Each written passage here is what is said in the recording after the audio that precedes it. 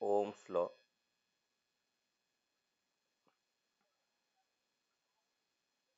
in fluid mechanics.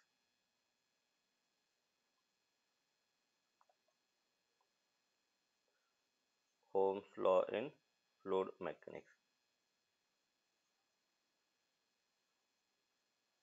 And Ohm's law in fluid mechanics क्या था, तो हमने कहा था इन जनरल ओम्स लॉ होता क्या, V directly proportional to I।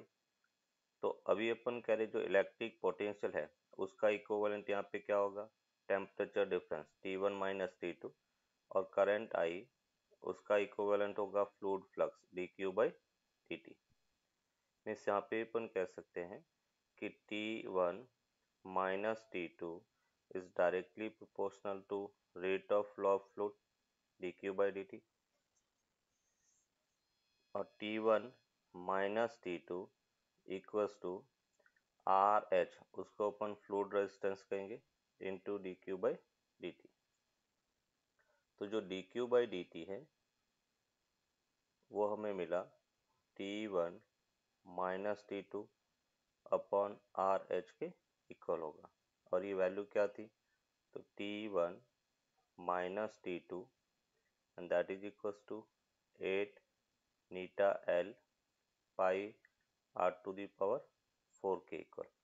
तो इस दोनों को अगर अपन कंपेयर करें, सॉरी ये जो सिंबल है आर एच की जगह एक्स ले लो,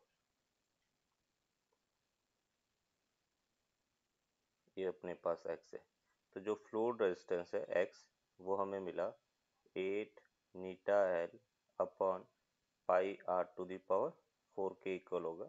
इसको अपन कह सकते हैं फ्लूइड रेजिस्टेंस। अभी ये जो रेजिस्टेंस और करंट से कंपेयर करने पर प्रॉब्लम को सॉल्व करने में अपने को काफ़ी इजी रहता है। जैसे एक एग्जांपल बेटा अपन देखते हैं,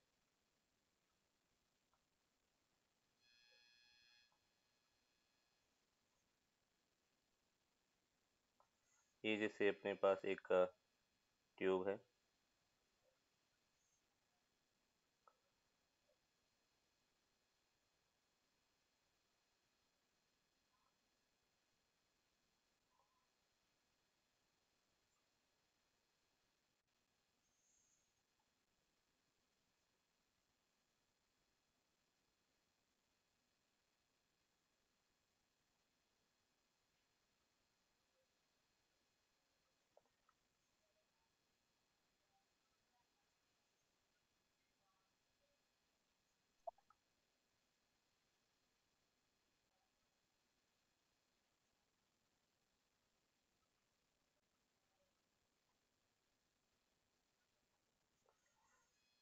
ये जैसे बेटा अपन कह रहे कि इसकी लेंथ एल है, रेडियस आर के इक्वल है, ये लेंथ एल बाई टू है, रेडियस आर बाई टू है, इसकी लेंथ एल है, रेडियस आर है, length L by two, radius R by two, इसकी भी रेडियस आर बाई टू है, ये बेटा length L, radius R, length L by two, radius R by two, length L, radius R by two, और इसकी भी length L by two, radius R by two के equal है। अगर अपने को कहा गया है कि इस पॉइंट का प्रेशर वो 4 पी नॉट के इक्वल है, ये जैसे पॉइंट है, ये एक पॉइंट ए है और ये पॉइंट अपन कह रहे कि बी है, इस पॉइंट का प्रेशर पी नॉट के इक्वल है, यहाँ का 4 पी नॉट है और इस पॉइंट का प्रेशर पी नॉट है, और अपने को पूछा गया कि find pressure at point A. बेटा ए पॉइंट का प्रेशर वो फाइंड करना है और बी पॉइंट का प्रेशर कितना है वो फाइंड करना है। मतलब ए और बी पॉइंट का पोटेंशियल, जैसे अपन करंट इलेक्ट्रिसिटी में बेटा सर्किट देखा था जहाँ पे अपने को एक पर्टिकुलर पॉइंट का पोटेंशियल फाइंड करना था, तो पोटेंशियल किस टाइप से फाइंड करेंगे, उसी टाइप से अपने को प्रेशर फाइंड करना है। कैसे करेंगे, इस पॉइंट पर आने वाला फ्लूइड बेटा, ये जैसे फ्लूइड इनकमिंग फ्लूइड है और ये फ्लूइड इधर जा रहा है और इधर जा रहा है, तो किसी जंक्शन पर incoming fluid equals to outgoing fluid होगा, ये इधर आएगा, ये बेटा इधर जाएगा और ये इधर जाएगा। तो अभी अपन कह रहे कि पहले तो अपन इसका रेजिस्टेंस कैलकुलेट कर लेते हैं। जैसे ये फर्स्ट वाला है उसका रेजिस्टेंस क्या होगा, रेजिस्टेंस बेटा अपन लिख सकते हैं 8 ईटा एल बेटा, 8 eta L upon pi R to the power 4, इसको हमने x ले लिया। फिर इसका रेजिस्टेंस अगर देखें तो ये कितना है, 8 नीटा एल बाई 2 ये भी x आ जाएगा, पाई, और आई मीन हाँ आर बाई 8x आ 2 जाएगा। का होल पावर 4, और 2 का पावर 4 उल्टा कितना होगा 16, 16 बाई 2 कितना हो गया 8, 8x तो ये अपने पास 8x आ गया। और ये बेटा कितना आएगा 16x आ जाएगा। फिर 16x। ये फर्दर 8x आ गया, ये 16x आ गया, ये 8x आ गया, इसका रेजिस्टेंस 8x है, और ये रेजिस्टेंस x के इक्वल है। मतलब इसका अगर इक्विवेलेंट अपन ड्रॉ करें, इक्विवेलेंट बेटा अगर ड्रॉ करें इसका सर्किट रेजिस्टेंस के फॉर्म में, तो हम ये कह सकते हैं कि ये जैसे फर्स्ट का फ्लूइड रेजिस्टेंस x है, ये 8x है, ये 16x है, 8x है,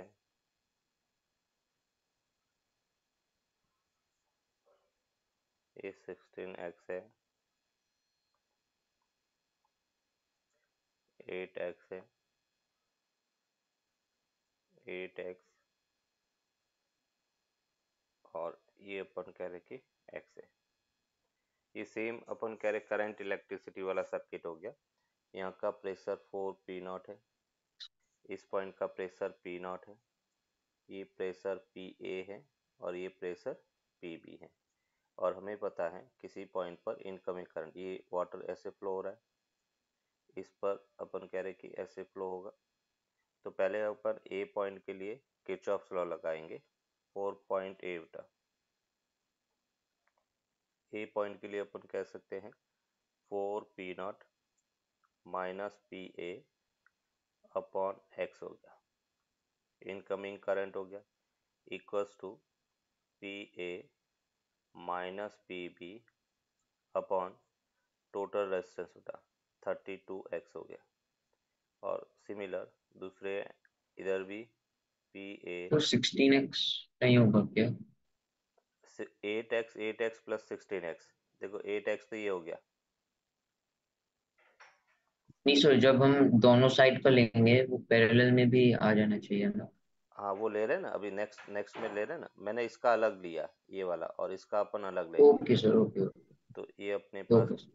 P A minus P B upon 32x बेटा, मीन्स इसको अपन कह सकते 4 P not minus P A equals to P A minus P B upon 16 बेटा, है ना, एक्स से एक्स कैंसिल आउट हो गया। तो ये अपने पास एक इक्वेशन होगा 16 4 P not minus P A equals to P A minus P B, ये अपन कह रहे कि इक्वेशन 1 हो गया। दूसरा अपन कह रहे कि बी पॉइंट के लिए अगर अपन बात करें 4 पॉइंट बी, 4 पॉइंट बी, और बी के लिए क्या कंडीशन होगा, तो ये हमने लिखा P A minus P B upon 32x plus P A minus P B upon 32x equals to P B minus P not upon X के इक्वल होगा। इस यहाँ पर भी सेम था, P A minus P B equals to 16 into P B minus P not के equal होगा। दो इक्वेशन दो नोट सॉल्व कर सकते। तो यहाँ पे अपन कहेंगे फ्रॉम इक्वेशन 1 एंड 2, और ये अपने को ए पॉइंट का प्रेशर मिल जाएगा और बी पॉइंट का प्रेशर मिल जाएगा। तो ओम्स लॉ से अपने इसको हैंडल किया तो अपने को कैलकुलेशन इजी हो गई। नहीं तो क्या होता है कि 8 eta L pi R to the power 4, इसको हैंडल करने में कहीं कहीं स्टूडेंट मिस्टेक कर लेता है, और फिर अपने इसको एक्स में कन्वर्ट कर दिया ओम्स लॉ, और फिर करंट की जैसे इसको ट्रीट कर दिया। Okay sir.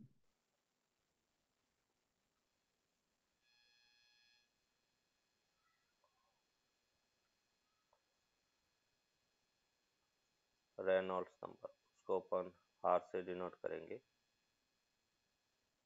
रेनॉल्ड्स नंबर की हेल्प से अपन फ्लूइड फ्लो कैसा है वो फ्लूइड फ्लो डिसाइड कर सकते हैं कि उसका फ्लूइड फ्लो स्ट्रीमलाइन है या टर्बुलेंट फ्लो है, तो वो अपन इसकी हेल्प से डिसाइड कर सकते हैं। तो देखो रेनॉल्ड्स नंबर को अगर डिफाइन करना है तो हम कैसे डिफाइन कर सकते हैं, तो यहाँ से अपन कहेंगे, पहले यहाँ पे रेनॉल्ड्स नंबर डिफाइन करने के लिए एक क्रिटिकल वेलोसिटी डिफाइन करेंगे। क्रिटिकल वेलोसिटी, क्रिटिकल वेलोसिटी उसको भी सी से डिफाइन करेंगे। मतलब अपन कह रहे हैं फ्लूइड की वो वेलोसिटी जिसके कोरस्पॉन्डिंग फ्लूइड फ्लो बेटा कैसा हो, स्ट्रीमलाइन हो, है ना। तो अपन कह रहे हैं the velocity of fluid flow, velocity of fluid for which the flow remains streamline, flow remains streamline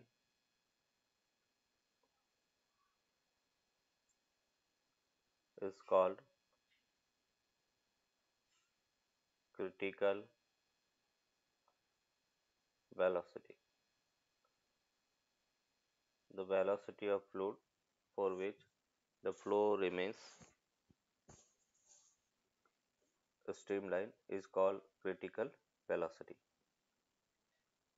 अभी देखो कैसे बेटा, यहाँ पे अपन कहेंगे ये जैसे एक ट्यूब है,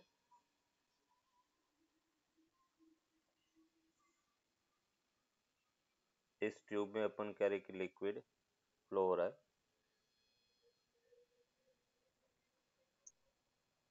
लिक्विड है, ट्यूब की लेंथ L है, इसमें जो फ्लूइड फ्लो हो रहा है उसका कोफिशिएंट ऑफ विस्कोसिटी नीटा है, रेडियस बेटा सॉरी डायामीटर d है और डेंसिटी रो है।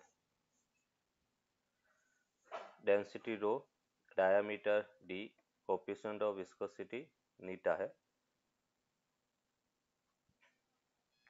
तो यहाँ पे अपन कहेंगे कि जो क्रिटिकल वेलोसिटी है, critical velocity of fluid in a tube, first अपन कहेंगे critical velocity directly proportional to the density है, critical velocity directly proportional to eta है, critical velocity directly proportional to D है,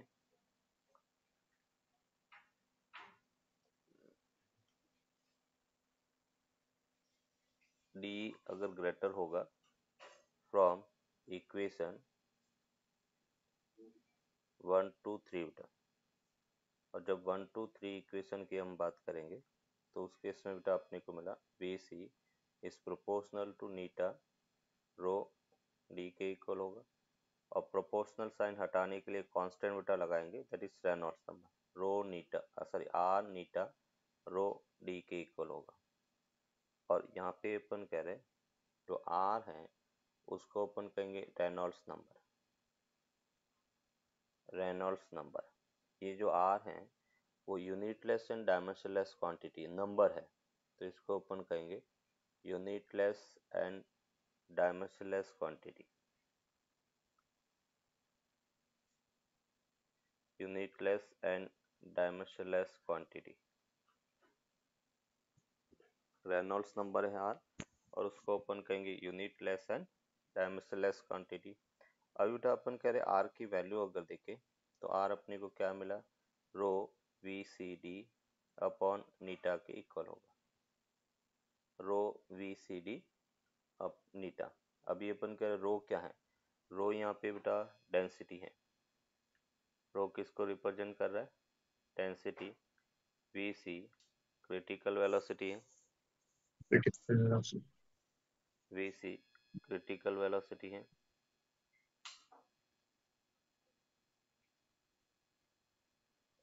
डी जो है वो डायामीटर है,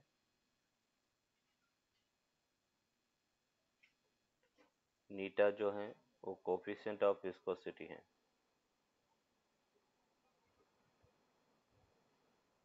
coefficient of viscosity. Rho density, V C critical velocity, D diameter और eta coefficient of viscosity है। अभी बेटा अपन कह रहे इस आर की वैल्यू जब रो वी सी डी नीटा ये सब फाइंड करेंगे तो यहाँ पे अपन कह रहे हैं कि इफ आर जो है, जैसे अपन आर कैलकुलेट करते हैं और आर की वैल्यू लेस देन 2000 है बेटा, तो उस केस में अपन कह रहे फ्लो है वो स्ट्रीमलाइन होगा। लेस देन 2000 अगर आर मिलता है तो फ्लो कैसा होगा? स्ट्रीमलाइन। अगर अपन कह रहे कि आर ग्रेटर देन 2000 और लेस देन 3000 है तो अपन कहेंगे अनस्टेबल फ्लो। अनस्टेबल फ्लो का मतलब हम श्योरिटी से ये नहीं कह सकते कि स्ट्रीमलाइन है या टर्बुलेंट फ्लो है, अनस्टेबल फ्लो है। और अगर आर ग्रेटर देन 3000 है तो उस केस में अपन कह रहे कि फ्लो टर्बुलेंट होगा, तो उसको अपन टर्बुलेंट फ्लो कहेंगे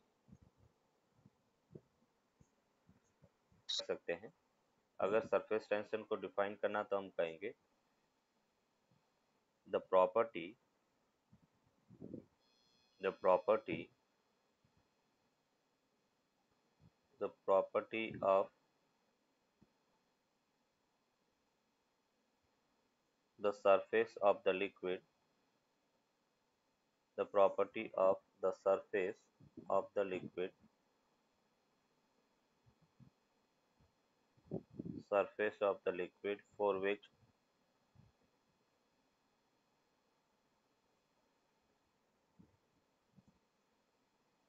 the property of the surface of the liquid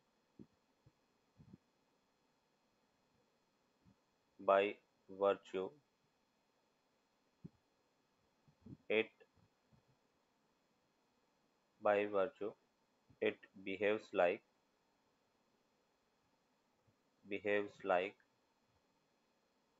a stressed membrane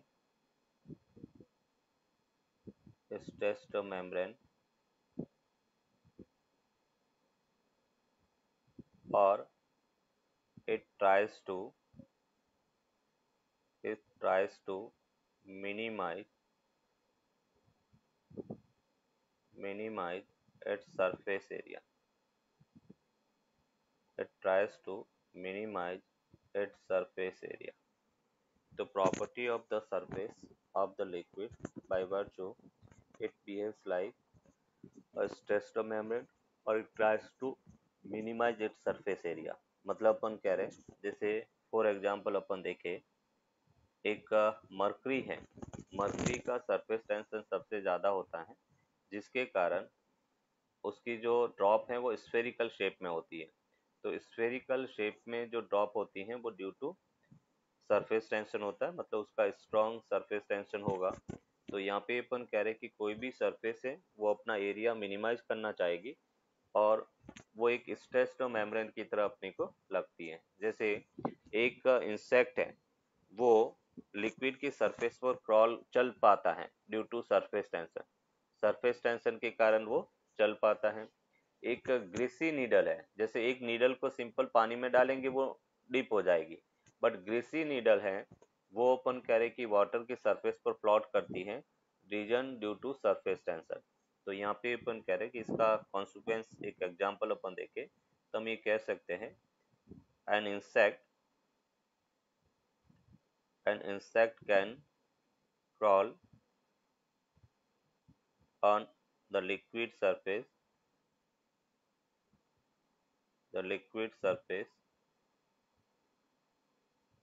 due to the surface tension, surface tension. A greasy needle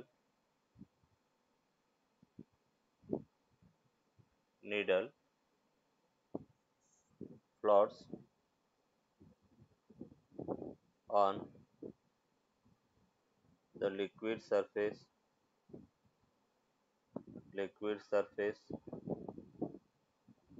due to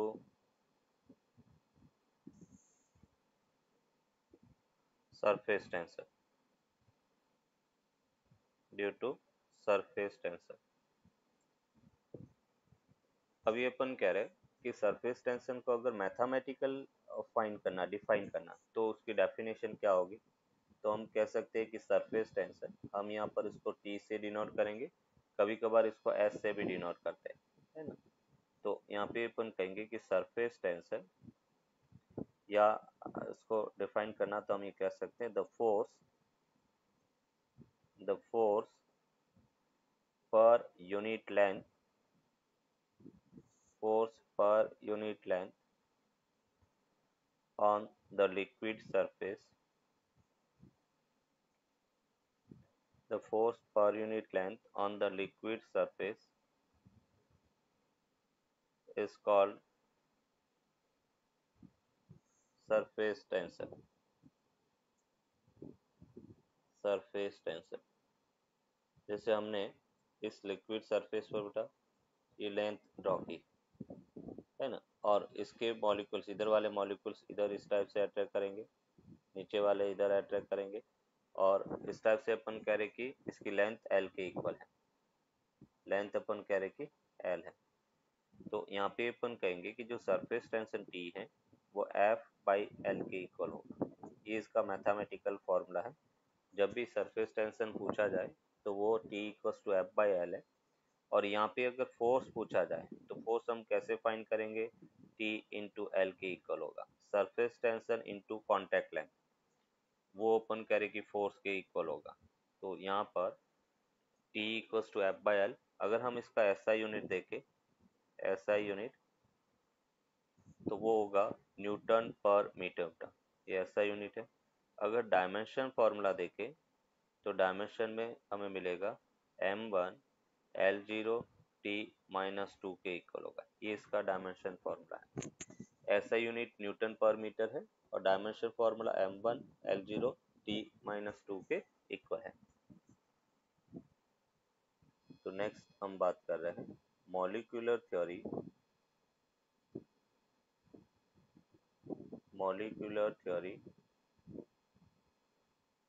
of the surface tension.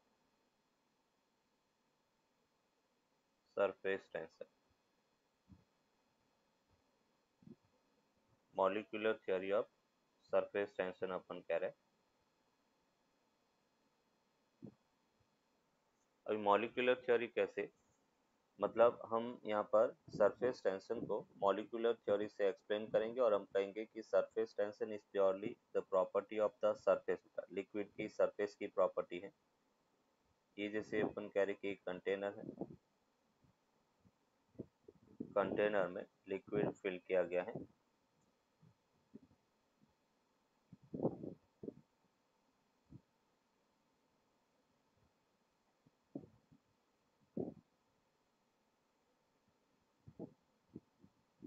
ये अपन कह रहे कि liquid fill किया गया है।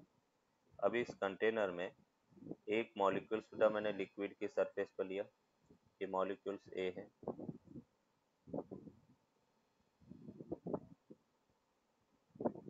एक मॉलिक्यूल्स बेटा ए है, दूसरा मैंने सरफेस से थोड़ा नीचे लिया, ये बी है, और तीसरा मॉलिक्यूल्स बेटा मैंने अंदर लिया। अभी अपन कह रहे कि इस सरफेस पर जो मॉलिक्यूल्स है इन पर बेटा फोर्स देखिए, जैसे इस मॉलिक्यूल्स को नीचे वाले मॉलिक्यूल्स इधर अट्रैक्ट करेंगे, इधर वाले मॉलिक्यूल्स इधर अट्रैक्ट करेंगे, इधर वाले इधर, इधर, और इस टाइप से बेटा अपन कह रहे कि ए मॉलिक्यूल्स पर फोर्स लगेगा। बताओ बेटा इसका रिजल्टेंट फोर्स कहाँ पे होगा? तो हम कहेंगे डाउनवर्ड डायरेक्शन में होगा। रिजल्टेंट कहाँ पे होगा? डाउनवर्ड। अगर बी की बात करें तो बी पर अपन कह रहे कि ऊपर मॉलिक्यूल्स कम है तो फोर्स कुछ इस टाइप से लगेगा, नीचे वाले मॉलिक्यूल्स फोर्स ऐसे लगाएंगे,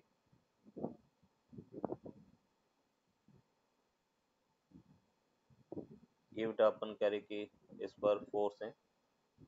अगर हम बी मॉलिक्यूल्स की बात करेंगे तो बी पर भी फोर्स नीचे लग रहा है, बट ए की कंपेरेटिव कम लगेगा, क्योंकि यहाँ पे ऊपर भी कुछ मॉलिक्यूल्स है तो कुछ फोर्स वो भी लगाएंगे, तो नेट फोर्स होगा तो डाउनवर्ड, बट ए की कंपेरेटिव कम होगा।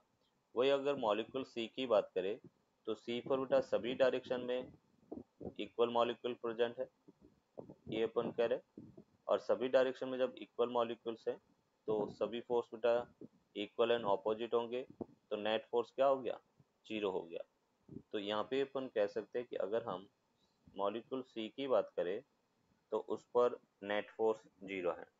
तो यहाँ पे तीन मॉलिक्यूल्स अपने लिए, हमने कहा कि ए पर फोर्स मैक्सिमम है, मॉलिक्यूल्स ए पर जो सरफेस पर हैं वहाँ पे फोर्स मैक्सिमम है, और अपन कह रहे हैं सी पर फोर्स जीरो है, सी पर फोर्स जीरो है क्योंकि इक्वल एंड ऑपोजिट, और बी पर फोर्स जो है वो डाउनवर्ड है, force on B downward but less than A, but less than ए।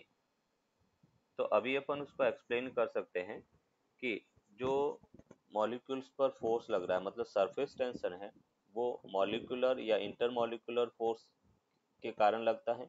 एक मॉलिक्यूल्स दूसरे मॉलिक्यूल्स को अट्रैक्ट करेगा तो उसके कारण फोर्स लगेगा, और जो टॉप की सरफेस है तो उस पर फोर्स मैक्सिमम होगा क्योंकि ऊपर कोई लिक्विड है नहीं, और ऊपर लिक्विड है नहीं तो उसके इसमें सभी मॉलिक्यूल्स उसको नीचे की तरफ अट्रैक्ट करेंगे। तो इस टाइप से अपन कह सकते हैं कि मॉलिक्यूलर थ्योरी से हमने इसको एक्सप्लेन किया कि ए जो सरफेस के मॉलिक्यूल्स है उस पर अपन कह रहे कि सबसे ज्यादा फोर्स लगता है, जो बीच अंदर जो मॉलिक्यूल्स होंगे वहां पे फोर्स जीरो लगेगा, सरफेस से थोड़े नीचे वहां पर फोर्स डाउनवर्ड होगा बट लेस देन ए होगा। दैट मीन्स हम ये कह सकते हैं कि सरफेस टेंशन इज प्योरली, जैसे हम इस लिक्विड को समझे तो लिक्विड के अंदर सरफेस टेंशन क्या है, जीरो है। लिक्विड के अंदर अपन जाएंगे तो हाँ। सरफेस टेंशन जीरो, सरफेस पर अपन कह रहे कि मैक्सिमम है, तो surface tension is the property of the surface, purely property of the surface। तो सरफेस टेंशन सरफेस की ये बेटा प्रॉपर्टी है। अभी अपन यहाँ पर बात करेंगे सरफेस एनर्जी, तो नेक्स्ट टर्म डिफाइन करेंगे, that is surface energy. Surface energy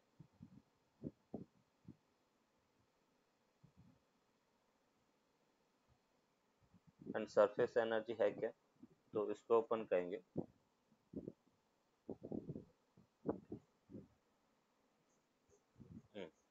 surface energy की अपन बात कर रहे हैं। जैसे बेटा अपन कह रहे कि एक वायर की फ्रेम हमने ली, इस टाइप से एक वायर की फ्रेम है, यू शेप की एक फ्रेम है, उस पर एक स्लाइडर बेटा आपने रखा, ये जैसे इस टाइप से एक स्लाइडर है, वो स्लाइडर स्लाइड कर सकते हैं, ये अपन कह रहे कि स्लाइडर है, इसकी लेंथ एल के इक्वल है, ये अपन कह रहे कि लेंथ एल है। अभी इसको बेटा हमने सोप वाटर में डिप किया, जब सोप वाटर में डिप करेंगे तो इस टाइप से बेटा इसमें सोप फिल्म बनेगी, और वो सोप फिल्म अपना एरिया मिनिमाइज करना चाहेगी, ऐसे बेटा इसको अट्रैक्ट करेगी। तो ये सोप फिल्म है, और सोप फिल्म अपना एरिया जैसे सोप वाटर में डिप करेंगे यहाँ पे सोप फिल्म बनेगी, और वो soap film due to surface tension अपन कह रहे अपना एरिया मिनिमाइज करना चाहेगी। हम क्या कर रहे हैं कि इस फोर्स के अगेंस्ट एक एक्सटर्नल फोर्स लगा रहे हैं, ये जैसे अपने एक एक्सटर्नल फोर्स लगाया, और एक्सटर्नल फोर्स के इफेक्ट में इसको इस स्लाइडर को अपने एक्स डिस्टेंस से डिस्प्लेस किया, एक्सटर्नल फोर्स के इफेक्ट में स्लाइडर को एक्स डिस्टेंस से डिस्प्लेस किया। तो ये अपने x डिस्टेंस से डिस्प्लेस किया, ये हमने एक एक्सटर्नल फोर्स लगाया। तो अभी बेटा अपन कह रहे कि एक्सटर्नल फोर्स लगाकर जब हम इसको डिस्प्लेस करेंगे तो ये अपन कह रहे कि और इसकी लेंथ है सॉरी एरिया है वो इंक्रीमेंट हुआ। तो बेसिकली सरफेस एनर्जी को अपने को डिफाइन करना, तो हम ये कह सकते हैं the work done to stretching a of the surface of the liquid is stored in the form of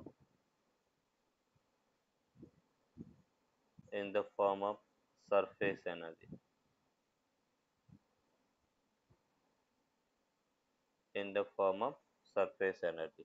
मतलब यहाँ पे अपन कहेंगे कि जो सरफेस एनर्जी है ES वो किसके इक्वल होगा, तो हम कहेंगे सरफेस टेंशन T हो गया, और sorry force into displacement. In general बेटा अपन यहाँ पर देखे कि सरफेस एनर्जी हमने कहा work done by external agent के इक्वल है, और उसको अपन कह सकते हैं एक्सटर्नल फोर्स इनटू डिस्प्लेसमेंट बेटा, F एक्सटर्नल इनटू x के इक्वल होगा। अब बेटा एक्सटर्नल फोर्स क्या होगा इसमें, तो जो फोर्स हम लगा रहे हैं वेरी स्लोली बेटा इसको मूव कर रहे हैं, तो इधर बेटा सरफेस टेंशन T लगेगा तो T इंटू एल फोर्स हो गया, तो T into L into two बेटा, क्योंकि देखो फिल्म जो बन रही है उसमें बेटा दो फ्री सरफेस है, एक फ्री सरफेस इधर है तो दूसरी फ्री सरफेस इधर है, तो दो फ्री सरफेस है, तो उस केस में अपन कह रहे हैं कि T into L into twice हो जाएगा, ये बेटा एक्सटर्नल फोर्स है। तो सरफेस एनर्जी को अपन कह सकते हैं 2TL इंटू एक्स के इक्वल होगा, ये सरफेस एनर्जी है। और इसको अगर मैं थोड़ा सा मॉडिफाई करता हूँ तो हम ये कह सकते हैं कि surface energy ES that is equal to T into बेटा 2LX के इक्वल होगा, और सरफेस एनर्जी हमें मिला T इंटू एरिया इंक्रीमेंट बेटा, ये जो है वो डेल्टा ए एरिया इंक्रीमेंट। तो जब भी अपन सरफेस एनर्जी की बात करेंगे तो सरफेस एनर्जी होता है सरफेस टेंशन इनटू एरिया, तो यहाँ पे जो डेल्टा ए है वो बेसिकली 2LX के इक्वल है, और उसको अपन कहेंगे area increment total external force लगाकर जितना एरिया इंक्रीमेंट हुआ उसको अपने डेल्टा ए लिखा।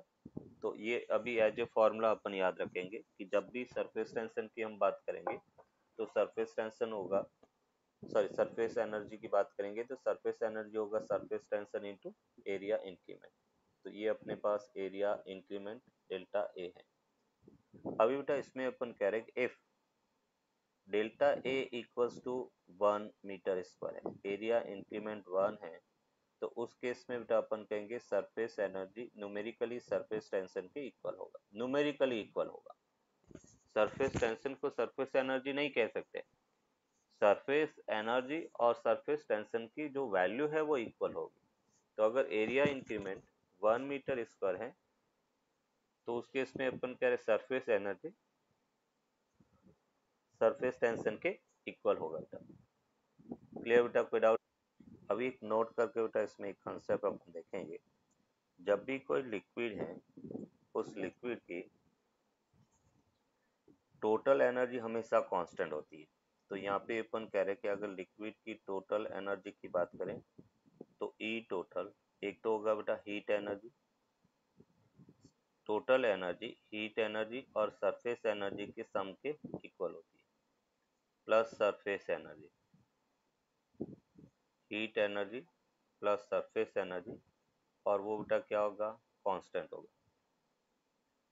कोई भी लिक्विड है उस लिक्विड की total energy sum of the heat energy plus surface energy, और वो कांस्टेंट होती है। दूसरा पॉइंट बेटा, जैसे बेटा अपने का सरफेस टेंशन, तो सरफेस टेंशन किस पर डिपेंड करेगा, तो एक तो अपन कहेंगे इम्प्योरिटी, और दूसरा हम एक तो नेचर ऑफ, जैसे सरफेस टेंशन अपन देखें कि surface tension surface tension of the liquid, surface tension of the liquid depends on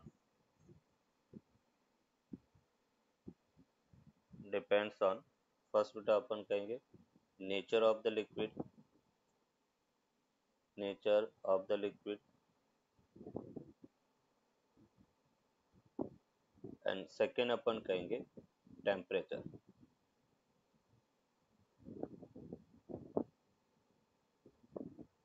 अगर बेटा टेम्परेचर इंक्रीज होता है, क्या कह रहे हैं अपन, टेम्परेचर अगर इंक्रीज होता है तो सरफेस टेंशन है वो क्या होगा, डिक्रीज होगा बेटा, सरफेस टेंशन डिक्रीज होगा।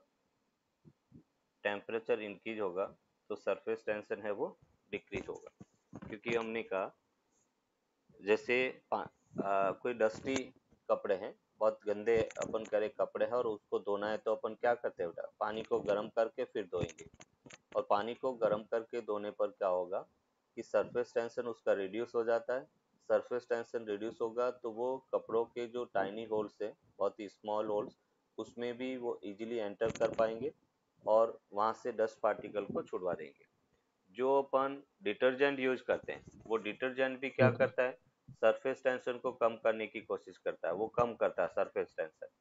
तो डिटर्जेंट मिक्स करवाने पर सरफेस टेंशन कम होता है, और वो यही कंसेप्ट अपन कह रहे हैं वॉशिंग मशीन में यूज करते हैं। वॉशिंग मशीन में क्या होता है, गर्म एयर का ब्लो अंदर आता है पानी के अंदर, तो गर्म एयर का ब्लो मतलब पानी को गर्म करेगा प्लस डिटर्जेंट, तो ये दोनों जब अपन कह रहे कि मिक्स होंगे, दोनों के कारण सरफेस टेंशन रिड्यूस होता है, और सरफेस टेंशन रिड्यूस होगा तो पानी कपड़ों के अंदर जो टाइनी होल्स है वहां पे एंटर कर पाएगा और वहां से डस्ट पार्टिकल को छुड़ा देगा। अभी बेटा अपन कह रहे कि जैसे हमने कहा ठीक है। जब भी सरफेस टेंशन या अपन कह रहे टेम्परेचर अगर इंक्रीज होता है तो हीट एनर्जी इंक्रीज होगी, और हीट एनर्जी इंक्रीज होगी तो सरफेस एनर्जी ऑटोमेटिकली डिक्रीज होनी पड़ेगी।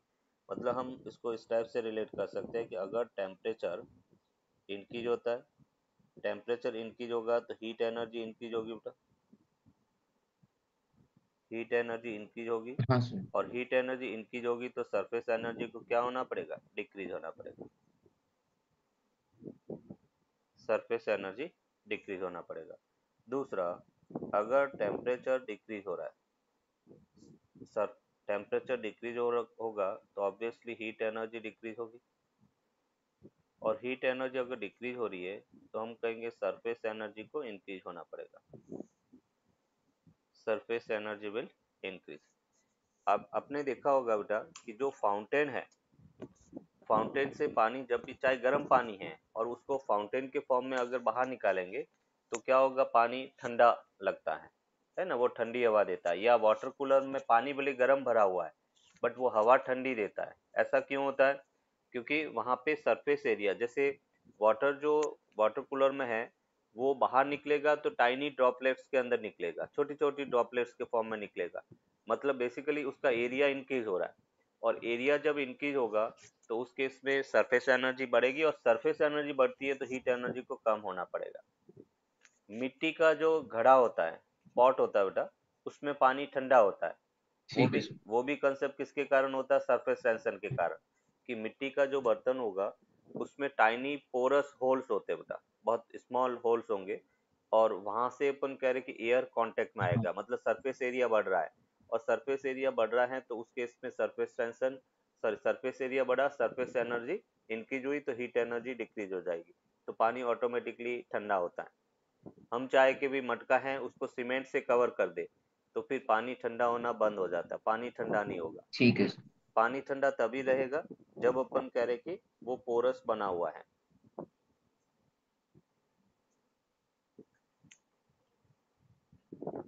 Okay sir. अभी इससे रिलेटेड एक एग्जांपल बेटा अपन देखते हैं।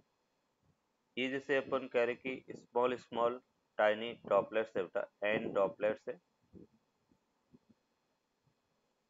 ये अपन कह रहे कि एन ड्रॉप्स है। रेडियस बेटा अपन कह रहे कि इसकी स्मॉल आर के इक्वल है, सरफेस टेंशन टी है,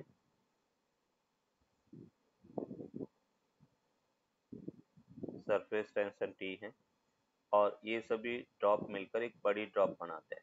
इस टाइप से अपन करें कि बड़ी ड्रॉप बना रहे हैं और अपने को पूछा गया है कि find the increment in temperature, increment in temperature.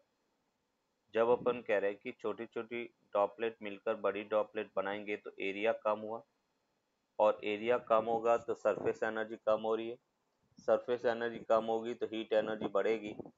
तो अपने को पूछा गया कि कितना टेम्परेचर में इंक्रीमेंट हुआ, वो अपने को फाइंड करना। टेम्परेचर को अपन डेल्टा थीटा से रिप्रेजेंट करेंगे। डेंसिटी अपन कह रहे हैं कि इस लिक्विड की वो रो है, रो डेंसिटी है, और जे जूल कांस्टेंट है, जूल कांस्टेंट है वो जे है। यस, ट्राई करोगे बेटा? हम कह रहे हैं, हमने कहा बेटा टोटल एनर्जी कांस्टेंट रहती है, और टोटल एनर्जी कांस्टेंट रहती है तो जब सरफेस एनर्जी डिक्रीज होगी तो हीट एनर्जी इंक्रीज होगी। तो मैं यहाँ पे कह सकता हूँ कि जो इंक्रीमेंट हीट एनर्जी है वो डिक्रीमेंट इन सरफेस एनर्जी के इक्वल होगी। फिर टोटल एनर्जी कांस्टेंट है और एरिया कम हो रहा है तो सरफेस एनर्जी ओके जितना सर। डिक्रीज होगा उतना हीट एनर्जी इंक्रीज होगा। और यहाँ ओके पर sir. Decrement in surface energy देखिए बेटा ठीक है तो वो सर, होता है फिर टी तो इंटू डेल्टा ए, और उसको फिर अपन तो करें। मेरा आंसर आ गया। चलो। इसमें 4 पाई r स्क्वायर टी हम्म, इंटू n⁻2/3 - 1। चलो ठीक है, देखते हैं। अभी डेल्टा ए कितना होगा, तो हम कह रहे हैं कि इनिशियली जो एरिया है वो N into 4 pi r square है, और फाइनल एरिया अपन कह रहे हैं कि 4 पाई कैपिटल R स्क्वायर के इक्वल है। जो हमें कैपिटल आर दिया नहीं है उसको फाइंड करना पड़ेगा। तो मैं इसको नेक्स्ट स्टेप में लिख सकता हूँ, ये बेटा टी इंटू 4 पाई, उसको मैंने कॉमन ले लिया, ये N into R square minus capital R square के इक्वल होगा।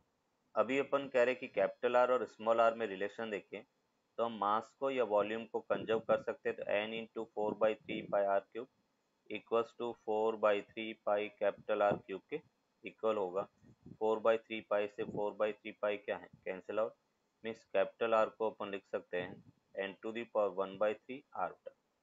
तो यहाँ से अपने को मिला t इंटू 4 पाई ये बेटा N R square minus n⁻²/3 r square के इक्वल होगा।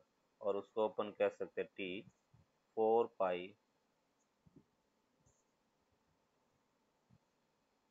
T into 4 pi r square n-n⁻²/3। ये बेटा सरफेस एनर्जी है, और वो सरफेस एनर्जी हीट एनर्जी के इक्वल होगा। Decrement in surface energy is equal to increment in heat energy. अभी हीट क्या होता है बेटा, M S delta theta equals to हमने कहा 4 pi r square T n-n⁻² के इक्वल होगा। मीन्स यहाँ पे अपन कहेंगे कि delta theta that is equals to 4 pi r square T, और ये n-n⁻² अपॉन एम एस। मास कितना होगा बेटा, वॉल्यूम इंटू डेंसिटी, तो n into 4/3 pi r cube into density rho, और ये अपन कह रहे कि स्पेसिफिक हीट एस है। ये जो एस है वो किस में होता है बेटा, कैलोरी में, है ना। इन जनरल जो स्पेसिफिक हीट कैलोरी में है तो उसको जूल एस जो है उसको बेटा जूल कांस्टेंट से अपन मल्टीप्लाई करेंगे एस को, तो वो जूल कांस्टेंट क्या होता है 4.2 जूल बेटा। तो वो पूरा का पूरा कैल उसमें चेंज हो जाएगा बेटा ऐसा यूनिट में।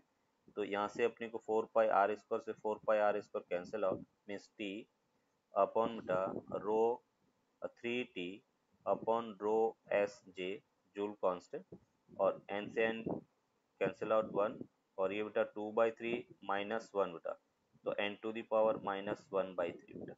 ये अपने पास इंक्रीमेंट इन टेम्परेचर होगा, डेल्टा थीटा की वैल्यू होगा। सरफेस टेंशन बेटा टी है, इसकी जो रेडियस है वो आर के इक्वल है, रेडियस आर के इक्वल है। और अपने को पूछा गया है कि find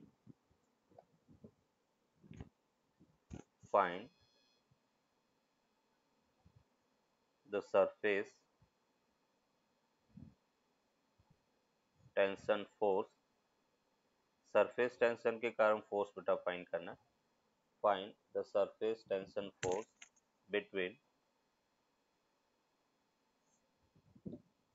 the left half and right half of the sphere of the droplet. Find the surface tension force between the left half surface and the right half surface. उस दोनों के बीच में कितना फोर्स लगेगा वो फोर्स अपने को कैलकुलेट करना है। अभी देखो फोर्स को कैसे कैलकुलेट करेंगे, तो यहाँ पे अपन कह रहे हैं अगर इसको दो पार्ट में अपन डिवाइड करें और उसकी फ्री सरफेस को बेटा अपन कंपेयर करें, जैसे ये यहाँ पर इस टाइप से बेटा इसकी फ्री सरफेस होगी, ये दो पार्ट में डिवाइड कर रहा है और यहाँ यहाँ इधर वाला अपन कह रहे कि फ्लूइड बेटा इधर फोर्स लगाएगा इस पर, और यहाँ पे अपन कह रहे जैसे एक सरफेस पर अपन फोर्स की बात करें, इधर वाला इस टाइप से बेटा फोर्स लगाएगा, ये फोर्स लगेगा इस पर, और इधर वाला अपन कह रहे कि फ्लूइड ऐसे फोर्स लगाएगा। तो हमें तो एक के कारण दूसरे पर फोर्स फाइंड करना है, उसकी रेडियस बेटा किसके इक्वल होगी, टी के इक्वल होगी। तो यहाँ पे जब अपन फोर्स कैलकुलेट करेंगे, force due to surface tension, और वो अपने पास फॉर्मूला क्या है बेटा, टी इंटू कॉन्टेक्ट लेंथ है, और यहाँ से अपन कह सकते हैं एफ टी, कॉन्टेक्ट लेंथ बेटा किसके इक्वल होगा, सरकमफेरेंस के equal, T into 2 pi R. तो यहाँ पे अपन फोर्स की बात करेंगे, फोर्स अपने को मिला 2 पाई आर इंटू टी के इक्वल होगा, ये अपन कह रहे कि सरफेस टेंशन फोर्स होगा। अभी इसी में अगर बेटा अपन कह रहे कि एक ड्रॉप की बजाय अगर बबल होता, सोप बबल होता है ना, तो अपन कह रहे कि फोर्स कितना लगेगा। ये जैसे एक सोप बबल है और सोप बबल में अपन कह रहे कि इसकी थिकनेस है वो नेग्लिजिबल है।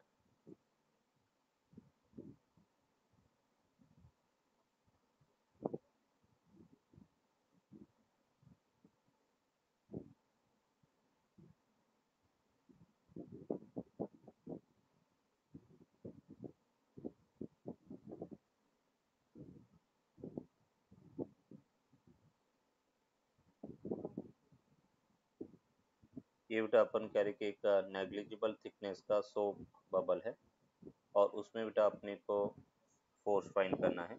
ये जैसे इस टाइप से ये लिक्विड है बेटा, सोप सॉल्यूशन है,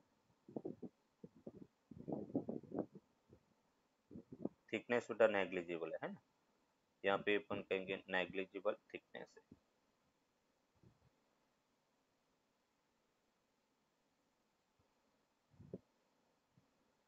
रेडियस बेटा अपन कह रहे कि इसकी आर के इक्वल है, ये बेटा रेडियस कैपिटल आर के इक्वल है। और अभी अपने को पूछा गया है कि फाइंड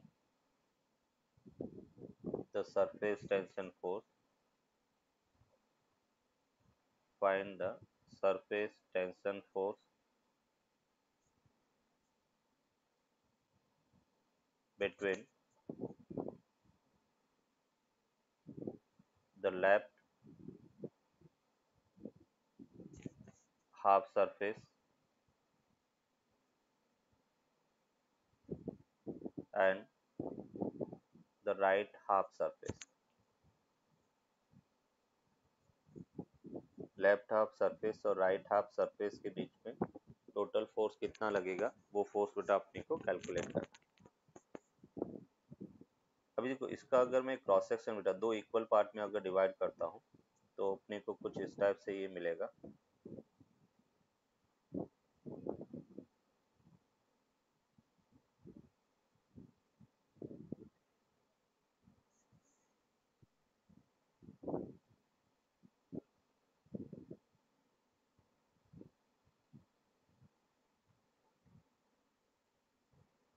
ये ऐसे बेटा इसका क्रॉस सेक्शन होगा, और इस क्रॉस सेक्शन में अपन कहेंगे कि ये वाला जो लिक्विड है बेटा, लेफ्ट वाला जो सरफेस है वो ऐसे बेटा फोर्स लगाएगा इस पर, और इस पर दो फ्री सरफेस है बेटा, एक इनर सरफेस है और दूसरी आउटर सरफेस है, और इधर वाला लिक्विड इस पर इधर फोर्स लगाएगा।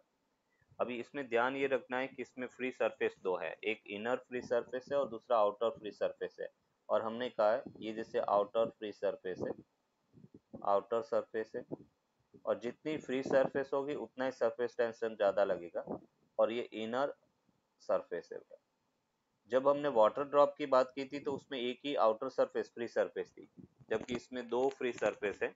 तो जब अपन फोर्स की बात करेंगे तो फोर्स बेटा क्या होगा, टी इंटू इनर सरफेस, और इनर सरफेस का लेंथ है वो 2 पाई आर होगा बेटा circumference, plus T into outer surface का भी बेटा कितना 2 पाई आर। तो जो net force surface tension force होगा वो होगा बेटा टी इंटू 4 पाई आर के इक्वल होगा। ये अपन कह रहे कि कांटेक्ट फोर्स होगा एक लेफ्ट हाफ और राइट हाफ के बीच में, F equals to T into 4 pi R के इक्वल होगा।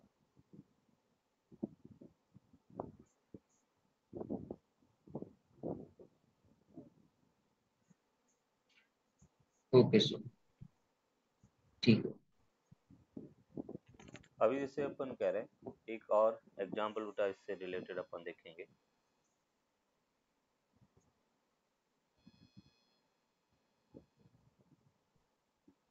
एक बैलेंस है बेटा, फिजिकल बैलेंस है, और उस फिजिकल बैलेंस में ये जैसे एक फिजिकल बैलेंस है,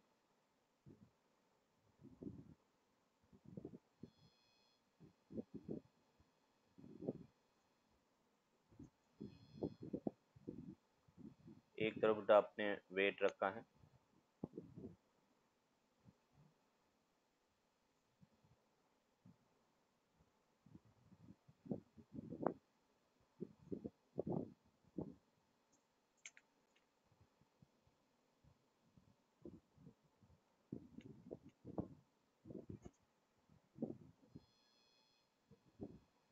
दूसरी तरफ बेटा अपन कह रहे कि एक डेस्क है,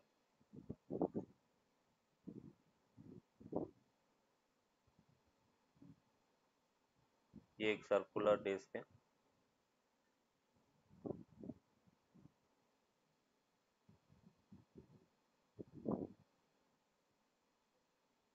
इस टाइप से बेटा अपन कह रहे कि एक सर्कुलर डिस्क है, उसको हमने वाटर में डिप किया है, इसकी रेडियस आर के इक्वल है,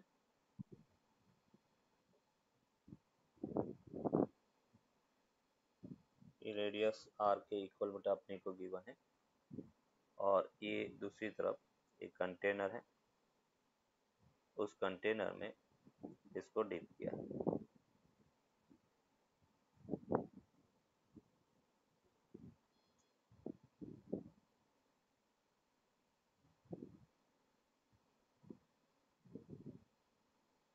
अभी बेटा अपन कह रहे कि जब इसको अपन डिप करेंगे तो ये इस टाइप से ऊपर राइज होना चाहेगा,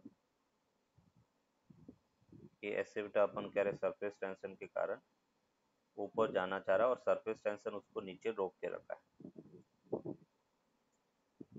तो क्वेश्चन अपने को क्या कह रहा है, a thin disc of radius R, a thin disc of radius are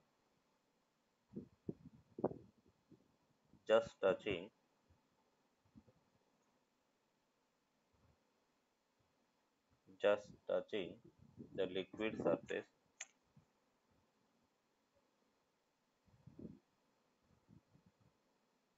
the liquid surface from one arm of a balance,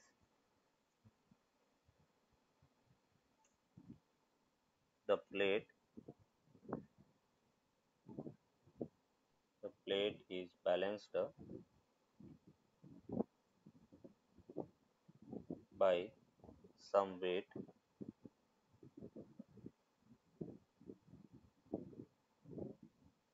on the other side, some weight on the other side of the balance, other side of the balance, how much extra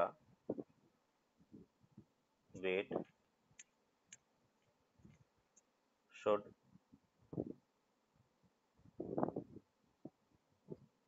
be added on the other side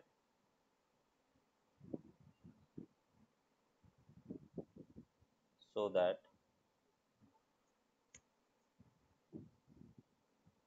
the disc can just come out of water, disc के वो water से बाहर हो। जैसे बेटा अपन कह रहे कि इनिशियली एम नॉट हमने रखा था वो बैलेंस में था, अभी इस एम नॉट के ऊपर एक और बेटा अपने मास ऐड किया, वो मास अपने को यहाँ पे फाइंड करना है। ये अपन कह रहे कि सपोज मास डेल्टा एम है, तो डेल्टा एम की वैल्यू क्या होगा कि just come out of the water हो, ये अपने को फाइंड करना। तो बेसिकली क्या करना बेटा इसमें कि जितना फोर्स इसको बाहर निकालने के लिए कितना एक्स्ट्रा फोर्स लगाना पड़ेगा। जैसे बेटा पहले इक्विलिब्रियम में था तो सरफेस टेंशन रेस्ट में था, सरफेस टेंशन कोई फोर्स नहीं लगा रहा था।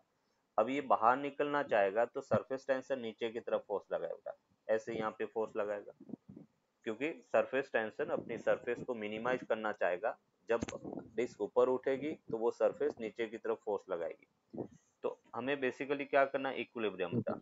और यहाँ पे अपन कह रहे हैं कि सरफेस टेंशन के कारण फोर्स क्या होगा, तो ये होगा बेटा T into contact length. Contact length कितना, 2πr, उसकी सर्कमफेरेंस बेटा इंटू अपन इक्वल्स टू बेटा क्या होगा, वेट फोर्स, तो डेल्टा एम इंटू जी के इक्वल होगा।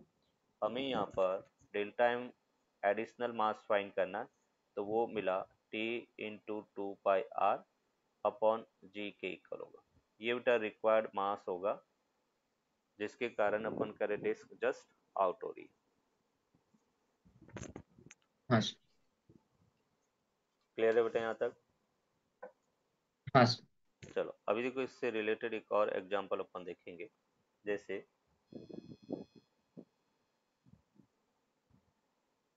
एक एनुलर डिस्क है बेटा, एक डिस्क की जगह मैंने एक एनुलर डिस्क ली,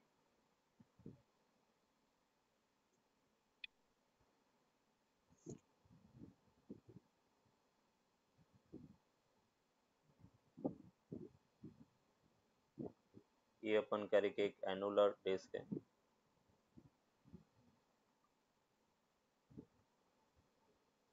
इसको इस टाइप से स्ट्रिंग से हमने फिक्स किया है, ऊपर की तरफ एक फोर्स अप्लाई करके इसको पुल कर रहा है, ये बेटा एफ फोर्स है, और ये लिक्विड के अंदर इमर्स है बेटा, लिक्विड के अंदर इमर्स है।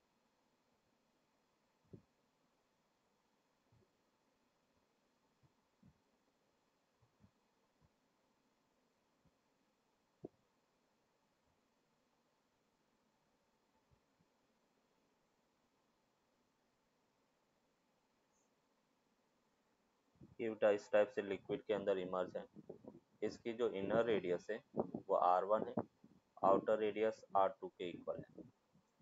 इनर रेडियस बेटा r1 है, आउटर रेडियस r2 है। और अपने को पूछा गया फाइंड एफ्टा, इसको बाहर अगर पुल करना है तो कितना फोर्स लगेगा, वो फोर्स अपने को कैलकुलेट करना है। तो यहाँ पे अपने को पूछा गया है कि फाइंड एफ्टा, एफ की किस वैल्यू के कोरस्पॉन्डिंग इसको अपन पुल कर सकते हैं, वो अपने को फाइंड करना है।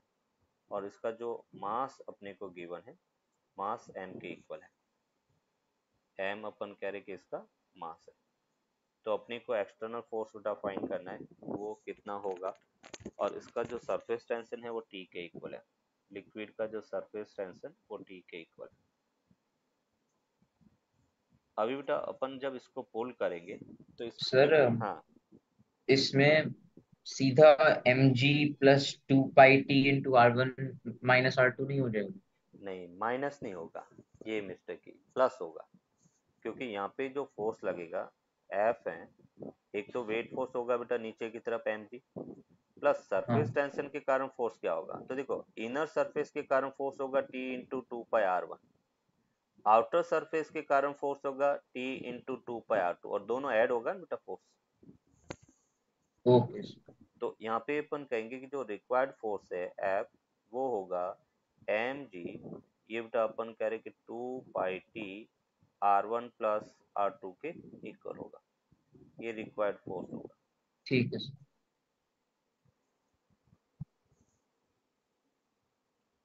Okay sir. अभी देखो एक और एग्जांपल अपन यहाँ पे देखेंगे। हम कहेंगे एक होलो सिलेंडर है, ये इस टाइप से बेटा अपन कह रहे कि एक होलो सिलेंडर है। होलो सिलेंडर में इनर पार्ट है वो सॉलिड है, इनर पार्ट है वो सॉलिड है,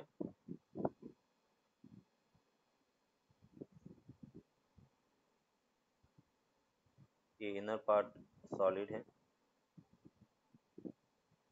और आउटर पार्ट है वो बेटा अपन कह रहे कि होलो है, इस टाइप से।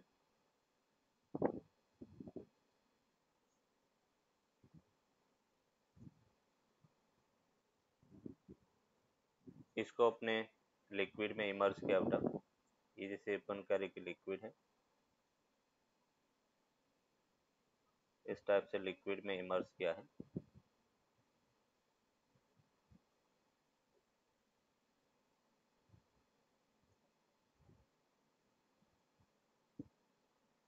और जब अपन कह रहे कि लिक्विड में इसको इमर्ज करेंगे तो इसमें लिक्विड है राइज करता है बेटा ऊपर की तरफ। लिक्विड अपन कह रहे कैसे राइज करेगा बेटा, तो ये सपोज अपन कह रहे कि लिक्विड ऐसे राइज कर रहा है,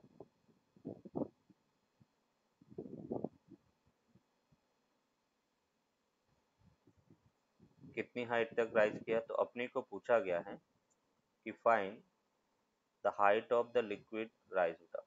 अपन कह रहे कि इसमें कितनी हाइट तक लिक्विड राइज करेगा, वो हाइट अपने को कैलकुलेट करना है। इसका सरफेस टेंशन टी के इक्वल है बेटा, सरफेस टेंशन टी है इस लिक्विड का,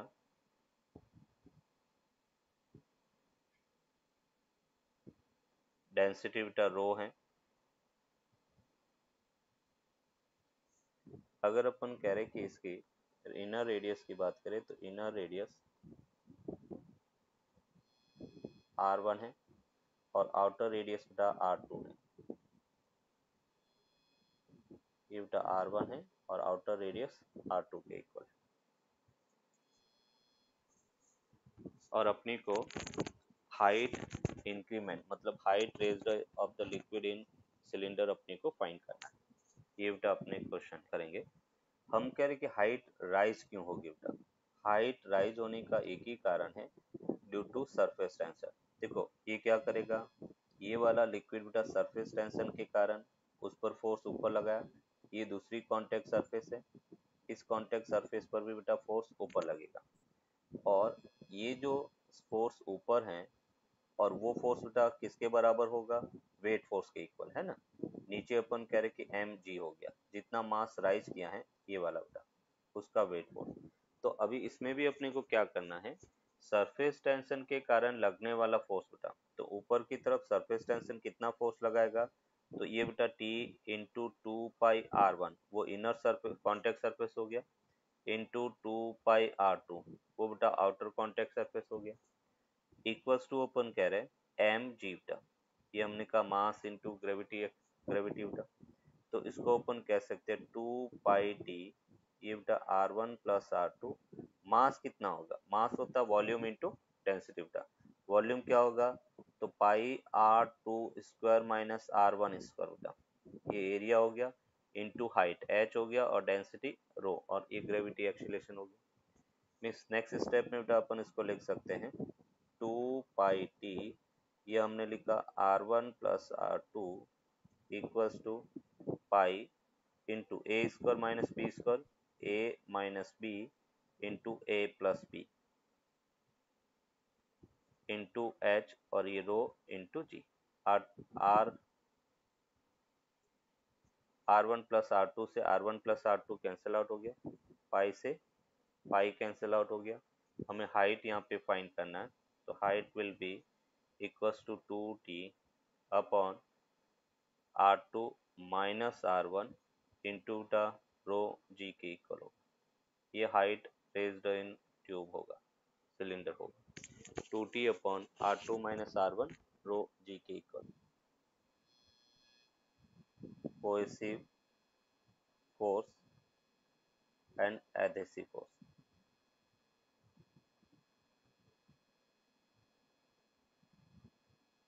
adhesive force,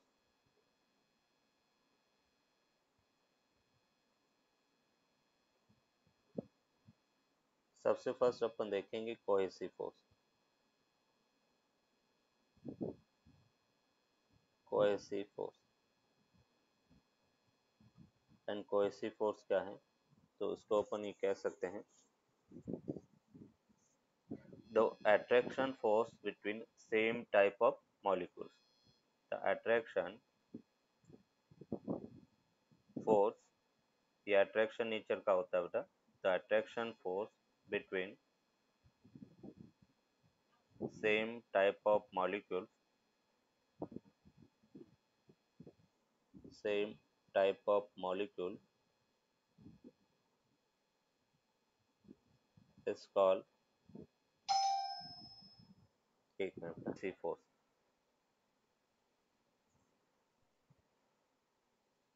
mercury has a strong cohesive force।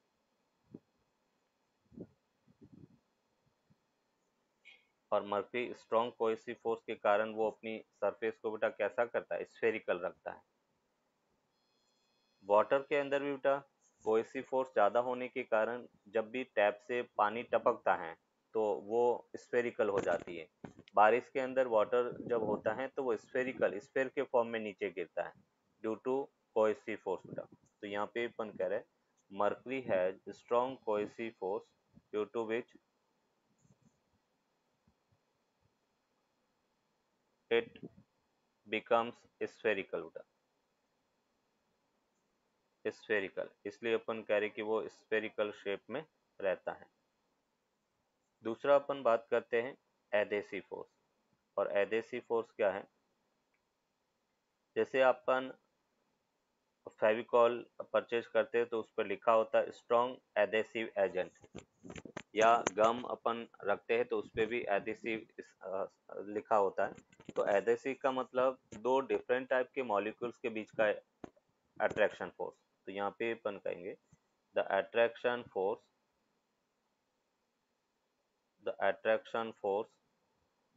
between two different types of attraction force between two different types of molecules is called adhesive force। और उसका example हम कह सकते हैं कि जैसे गम है, फेविकॉल है, वो स्ट्रॉन्ग एडहेसिव फोर्स रखते हैं। तो यहाँ पे अपन कहेंगे फेविकॉल या gum has a strong adhesive force। Strong adhesive force. तो ये अपन कह रहे कि दोनों जो फोर्स है उसमें अपने डिफरेंस देखा। कोहेसिव फोर्स का क्या मतलब है, एडहेसिव फोर्स का क्या मतलब है। आगे अपन इस दोनों को यूज करते हुए अपन कह रहे कि कोई शेप किस टाइप की हो सकती है, वाटर राइज होगा, फॉल होगा, कोहेसिव फोर्स एडहेसिव फोर्स पर कैसे डिपेंड करेगा, और एक कांटेक्ट एंगल है वो नेक्स्ट क्लास में अपन डिफाइन करेंगे।